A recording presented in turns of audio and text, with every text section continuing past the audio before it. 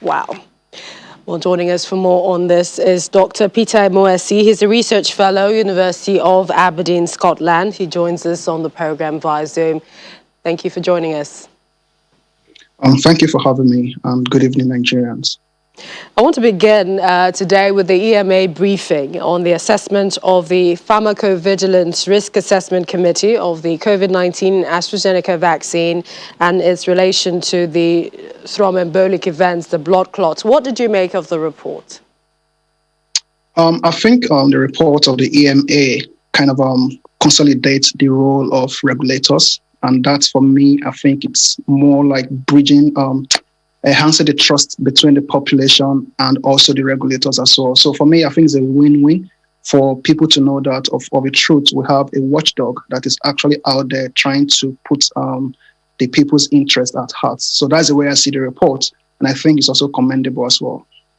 They also went ahead to say that the benefits of the AstraZeneca overall outweighs the risks of side effects and that the vaccine is highly effective against COVID-19. But do you agree with this in light of some of the revelations as well that no definite cause was found, no specific risk factors, and they can also recommend specific measures to stopping the blood clots?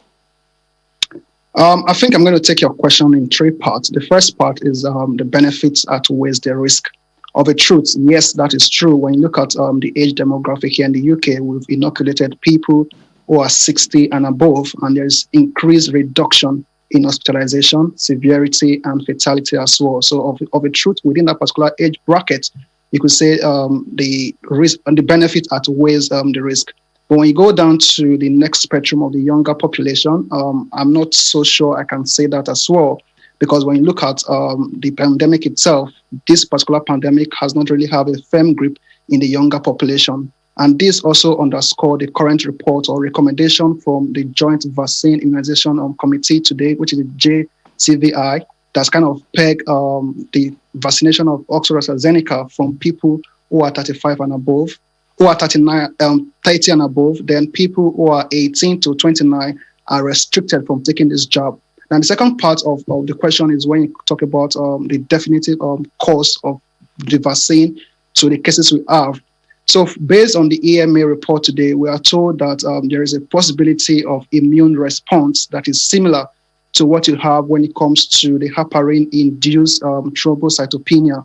So that's the mechanism you have there, that this may be the possible link that leads to the blood clots you have, or the rare blood clots you have as well. Then finally, on that same question you asked, is the aspect that has to do with the reduction in blood clots when it comes to the treatment. And based on EMA report as well, they were also saying that health workers should be very careful not to go about using heparin treatment, because as we speak right now, there's no definitive treatment regimen for these particular cases. However, people are meant to be aware of the possible side symptoms you may get. Number one is chest pain. 2 is swelling of the leg. 3 is redness in the area where you have your jab. Then 4 is shortness of breath.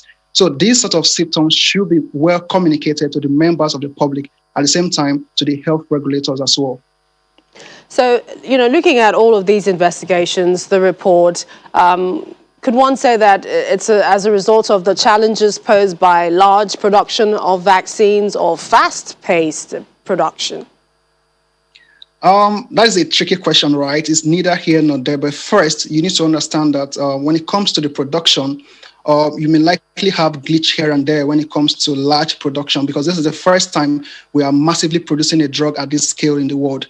But when you look at the other side of the divide, you could also say that the science was duly followed. For instance, for the Astrazeneca, we have the clinical trial phase 1, phase 2, and phase 3. And also there was also the preclinical trials as well.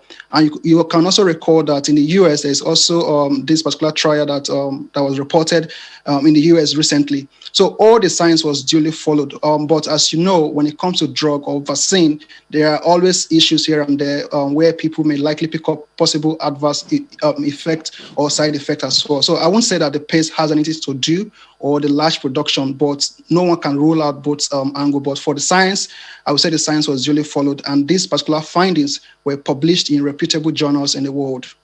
So essentially more studies, more research and the updates. We'd like to thank you, Dr. Peter Moesi is a research fellow, University of Aberdeen, Scotland. Thank you for joining us on the program. Thank you for having me.